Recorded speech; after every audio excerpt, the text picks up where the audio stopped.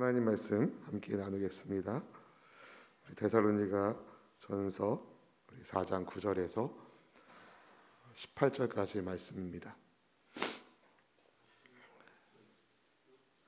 데살로니가 전서 4장 9절에서 우리 18절까지의 말씀, 제가 한 절 여러분이 한 절 교독하여 읽겠습니다.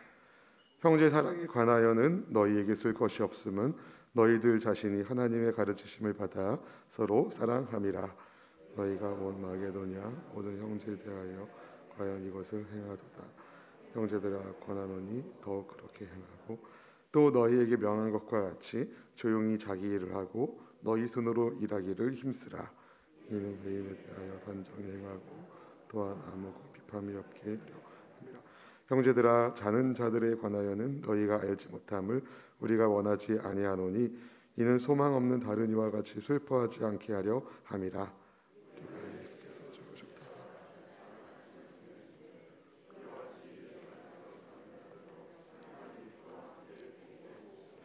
우리가 주의 말씀으로 너희에게 이것을 말하노니 주께서 강림하실 때까지 우리 살아남은 자도 자는 자보다 결코 앞서지 못하리라.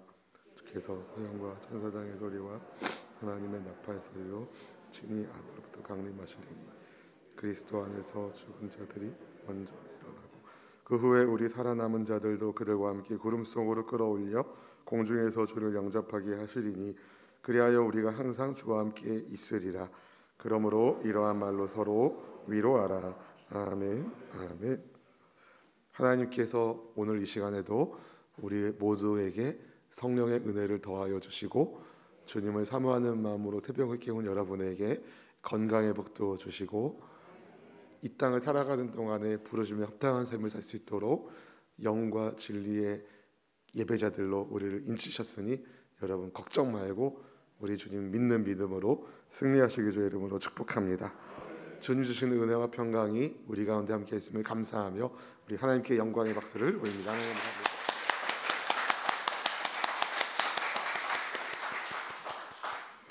하나님 여러분 사랑하십니다. 우리도 주님 사랑하는 마음으로 매일매일을 살아갈 수 있기를 축복합니다. 데살로니가 교회는 바울이 3주 동안 개척하고 3주 동안 있었던 교회입니다. 3주 있은 이후에 또 바울의 복음 증거하는 것을 회방하는 사람들이 데살로니 지역으로 왔기 때문에 바울이 어쩔 수 없이 3주 만에 교회를 떠나야 하는, 어떻게 보면 좀 슬픈 역사를 가지고 있는, 개척 초기에 정말 어려움을 겪고 있었던 교회라고도 말할 수 있습니다.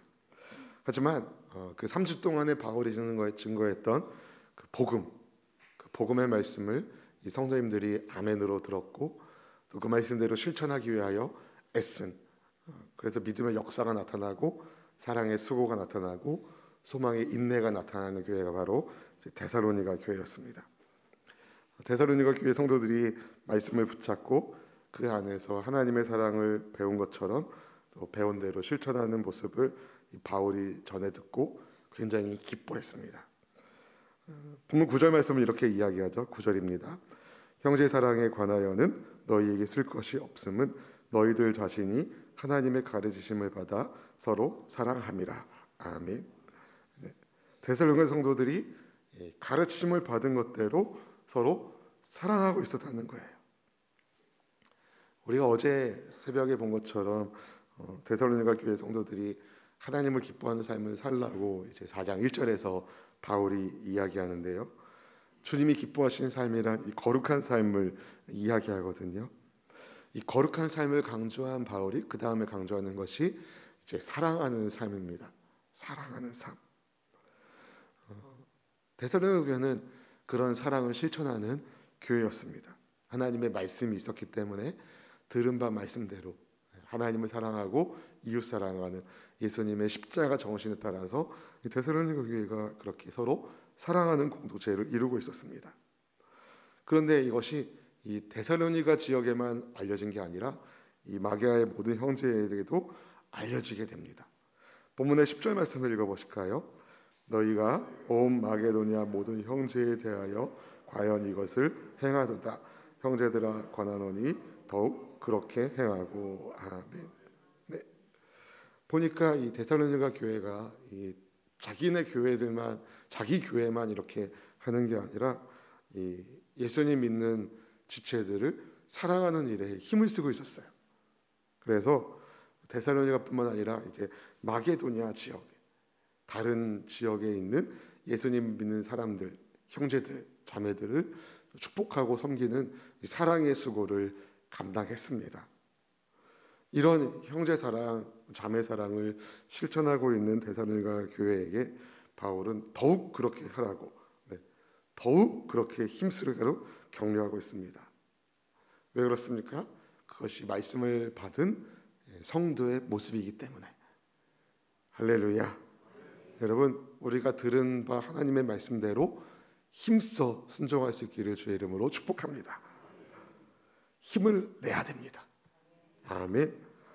더욱 열심을 내어 우리가 사랑의 수고를 감당할 수 있는 저 여러분들 되시기를 주의 이름으로 축복합니다. 이렇게 형제 사랑을 권면한 바울이 그 다음에는 자기 손으로 일할 것을, 힘쓸 것을 말하는데요. 본문 11절 말씀을 읽어보실까요? 또 너희에게 명한 것 같이 조용히 자기 일을 하고 너희 손으로 일하기를 힘쓰라. 아멘. 아멘. 왜 이런 말을 했을까요? 형제 사랑을 실천하는 교회였기 때문에 공동체 안에 누가 어려우면 그 어려움을 잘 이겨낼 수 있도록 도와주는데, 개중에는 이제 이런 도움을 받으니까 앞으로 도움받고만 살아야지라는, 어떻게 보면 이제 아주 좋은 약이지만 그 약을 먹었는데 부작용이 일어날 수도 있는 것처럼 형제 사랑에 부작용이 있었던 겁니다. 그게 뭐냐면 형제 사랑을 핑계 삼아서 남의 일에 간섭한 사람들이 있었고요. 또 남들이 좀 도와주니까 그럼 이런 도움이나 받고 살아야지, 나는 힘써 내가 일하지 않으련다, 이런 사람들도 있었던 것 같이 보입니다. 아마도 주님이 곧 오신다는 이야기를 들었기 때문에 굳이 우리가 직장 생활해야 되나, 일해야 되나, 이런 생각을 했던 거죠. 예전에 90년대 초반에도 그런 일이 있었잖아요. 다가올 미래를 준비하는 선교회라나, 그래서 담임 선교해가지고 막 휴거 된다고 막 뉴스에서 막 나왔는데 다 안 가고 그대로 있더라고요. 그래가지고 그것 때문에 또 한국 교회에 얼마나 더 어려운 일이 있었습니까? 여러분, 바른 재림 신앙을 가져야 되는 게 중요해요. 주님이 오실 때까지 우리는 어떻게 됩니까? 성실하게 내게 주어진 시간을 써야 되는 거죠. 하나님께서 내게 주신 시간을 그냥 허비하는 게 아니라 왜 내게 이런 시간을 주셨는지, 나를 부르신 주님의 부르심의 목적이 무엇인지 거기에 따라서 우리가 힘써 일하고 순종해야 하는 것입니다. 조용히 자기 일을 하고 자기 손으로 일을 힘쓰라. 왜 이런 얘기를 하냐면요, 이 교회 바깥에 있는 사람들에게 복음의 영향력을 미치기 위해서입니다. 본문 12절 말씀을 읽어보실까요? 이는 외인에 대하여 단정히 행하고 또한 아무 궁핍함이 없게 하려 함이라. 아멘. 아멘. 외인에 대해서 단정히 행한다. 아무 궁핍함이 없게 하기 위해서다. 여러분, 하나님께서 우리에게 주신 이 세상에서의 삶은 우리가 거룩함으로 잘 살아야 하는 책임 있는 그런 삶입니다. 다시 말씀드립니다. 하나님께서 여러분에게 주신 이 세상에서의 시간은 우리가 거룩함으로 살아야 하는 책임이 부여된 것입니다. 근데 거룩한 삶이란 이제 이 땅을 벗어나서 어디 산으로만 올라가고 그런 게 아닌 거죠. 거룩한 삶이란 일상을 벗어난 삶이 아니라 일상 속에서 다시 오실 주님을 준비하며 사는, 하나님 나라를 소망하며 사는 삶이 바로 거룩한 삶입니다. 열심히 오늘을 살고 아멘, 사랑으로 섬기는 우리 모두가 될 수 있기를 주님의 이름으로 축원드립니다. 이 현재를 거룩함으로 살고 사랑으로 열심히 살 것을 말한 바울이 그 다음에는 이 세상에서의 삶을 마친 이들을 대하는 이제 성도의 태도는 어떠해야 되는지를 이렇게 말하죠. 본문 13절 말씀을 함께 읽어볼까요?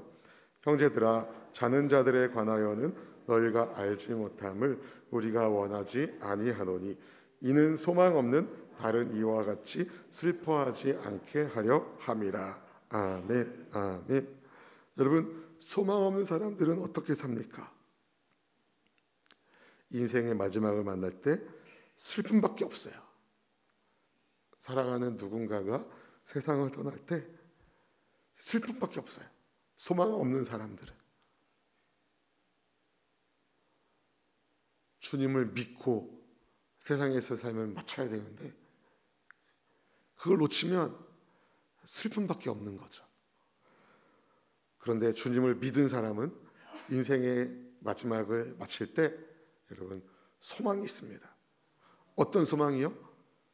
천국의 소망, 부활의 소망. 주 안에서 자는 자들, 즉 예수님 안에서 육신의 생명을 마친 이들에게 여러분 부활의 첫 열매 되시는 예수님이 함께 하시고 그들에게도 부활의 은혜를 허락해 주십니다. 우리가 믿는 예수님이 바로 부활의 소망이시고 첫 열매이시고 근거가 되시는데요. 본문 14절 말씀을 같이 읽어보실까요? 우리가 예수께서 죽으셨다가 다시 살아나심을 믿을진대 이와 같이 예수 안에서 자는 자들도 하나님이 그와 함께 데리고 오시리라. 아멘, 아멘. 여러분, 예수님께서 죽으셨다가 다시 살아나신 것처럼 이 이야기를 누가 합니까? 바울이에요. 부활의 예수님을 믿지 않고 예수님 믿는 사람들을 핍박했던 그가 부활의 예수님을 만난 이후로 부활의 예수님을 증거하는 증인이라고 이야기하죠. 그리고 우리가 이런 예수님을 믿는다라고 말하면서 이렇게 얘기하죠. 예수 안에 자는 자들도 하나님께서 그와 함께 데리고 오실 거다.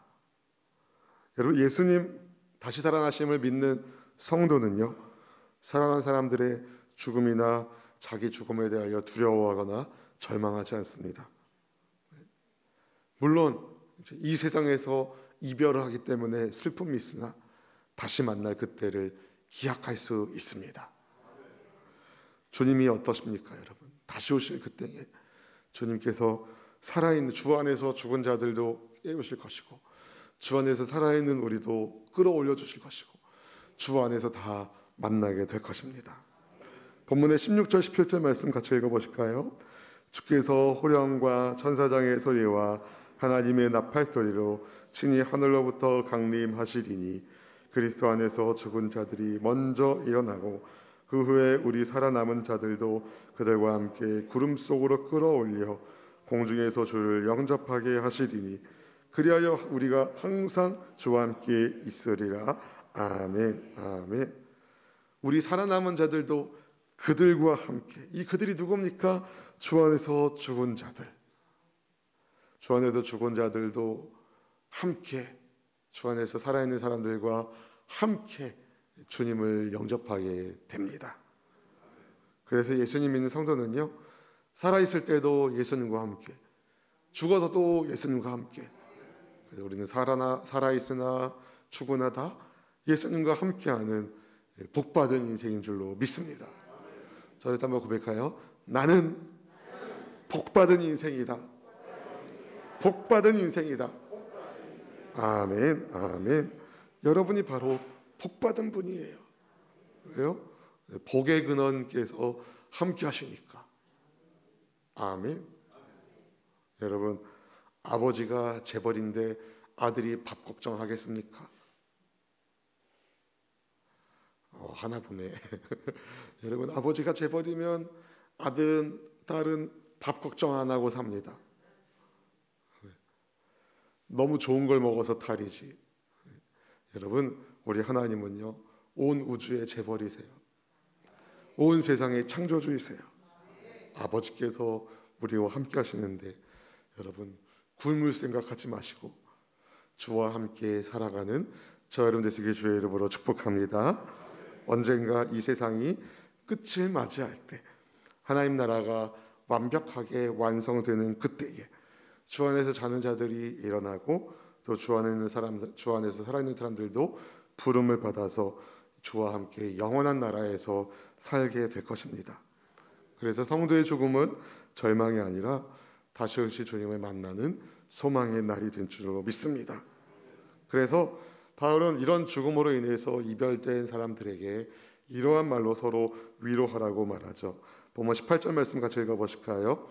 그러므로 이러한 말로 서로 위로하라. 아멘, 아멘. 이러한 말로 위로하라가 아니라 서로 위로하라 그래요. 서로 위로해라. 서로 위로해라. 왜 그럴까요? 어렸을 때는 잘 몰랐지만 나이를 먹어가면서 다 그런 경험이 있는 거예요. 사랑하는 사람을 먼저 떠나보내는 이별의 슬픔이 누구에게나 다 있는 거죠. 예상하지도 못했던 젊은 나이에 사랑하던 친구가 먼저 세상을 떠나기도 하고, 불의의 사고로 누군가 먼저 가기도 하고, 병으로 가는 경우도 있지만 사고로 가는 경우도 있고, 예상하지 못한 이별들이 누구에게나 있거든요. 여러분도 아마 있으실 겁니다.